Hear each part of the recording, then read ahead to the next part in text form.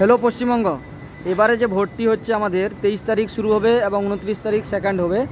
এবারে এই যে ভোটটা হচ্ছে, এই ভোটটা দেওয়ার আগে তোমরা এই ভিডিওটি আমার দেখো। আমি এসছি এখানে উড়িষ্যাতে রাউরকেলায় কাজ করতে।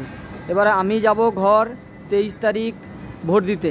এবারে আমার যাওয়ায় খরচা হচ্ছে 1200, আসায় খরচা হচ্ছে 1200, 2400, আবার এমনিতে আরও কিছু খরচা আছে। এরকম হয়ে আমার 3000 টাকা মতো খরচা হচ্ছে। তাহলে আমি যদি পশ্চিমবঙ্গে থেকে কাজ করতাম তাহলে আমার এই টাকাটা কি খরচা হতো না। কিন্তু দিদি এই সব কিছু না করে খালি ভাতা, খালি এ ভবন সে ভবন এই করে আমাদের কিন্তু কাজের কোনো ব্যবস্থা করছে না।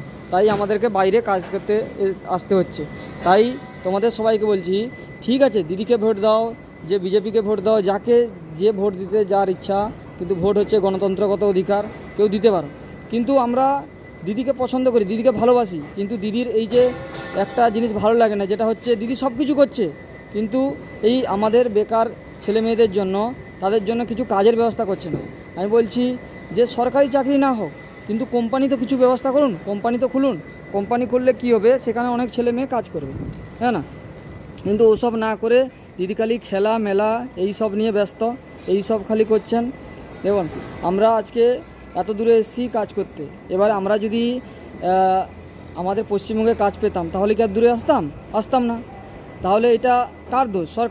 সরকার এগুলোকে কন্ট্রোল করতে পারছে না। এই জন্য দিদিকে বলছি, দিদি আপনার সব কাজ ভালো, কিন্তু এই যদি কোম্পানি কিছু খুলে দিন তাহলে ছেলেমেয়েরা এই যে বাইরে গিয়ে বাইরে থাকা এতটা সহজ নয়, বাইরে থেকে কাজ করা প্রচুর কঠিন।